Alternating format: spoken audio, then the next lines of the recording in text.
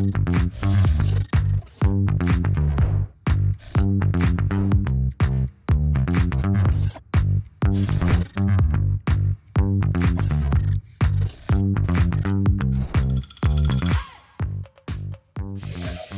guys, I'm here with Susana Moreira. She's with the Laudato Si movement. The Laudato Si is the document that Pope Francis wrote about the importance of protecting the environment. Susana, thanks for being with us today. Explain to us why you're here at the COP.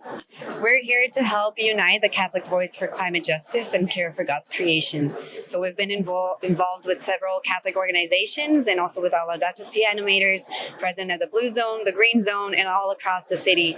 So bringing together both the national Catholic voice and the international Catholic voice to care for a common home.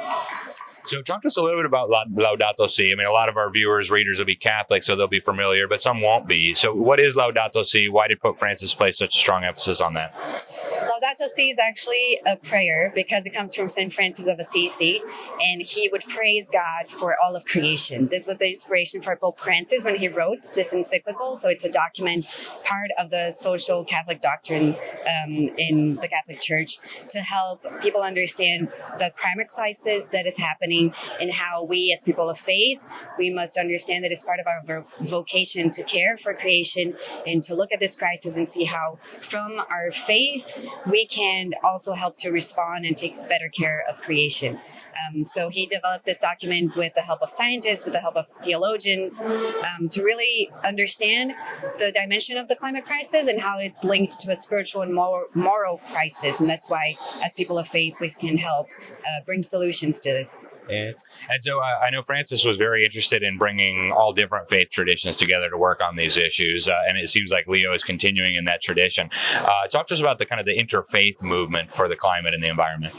So in October, we had, as an example, we had a conference in Castel Gandolfo in Italy with Pope Leo XIV. And as part of that conference, we had a global ethical stocktake interreligious. So we brought together different faith leaders from different religions to really talk about this ethical dimension, because we're all part of this common home, and different religions in different ways, they're all connected to this grounding of how the earth helps us not only to sustain our bodies, our foods, everything that we need, but also how we practice our religions, the different elements that we use as part of our celebrations that is sacred.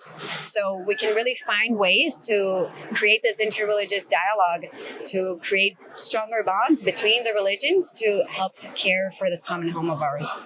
Very good. So we're with the United States. We come from the United States. And of course, the President of the United States says this climate idea is the biggest con job in the history of humanity, is what he said at the UN General Assembly. Just this week, he said he thinks there's a conspiracy that needs to be investigated criminally of people pushing this climate idea. What do you think about this? What do people here think about this? What does the Catholic Church think about this? Well, I think it's very controversial, everything related to the President of the United States, and it's very difficult to speak of it also coming from the outside and just hearing what comes from social media and different people's opinions. But I think it's important for us to focus on how we also have a united Catholic voice in the United States working for climate justice. The Laudato Si movement is very present there as well, together with the Climate Covenant. So there are people all over the world united.